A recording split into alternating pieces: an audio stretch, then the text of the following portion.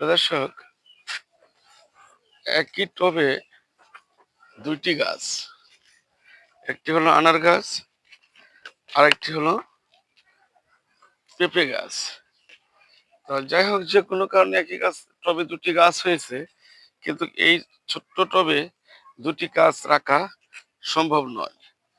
তবে কিছুদিন পর আমি একটি গাছকে কলম করে অন্য জায়গায় স্থানান্তর করব, সেটা হলো পেঁপে গাছ। আলহামদুলিল্লাহ, স্ত্রী পেঁপের গাছ হয়েছে, এটা আমি কলম করব। এই মুহূর্তে আমি জৈব সার দিলাম, রাসায়নিক একটু হালকা দিলাম, আর এই যে হাড়ের গুঁড়া দিচ্ছি।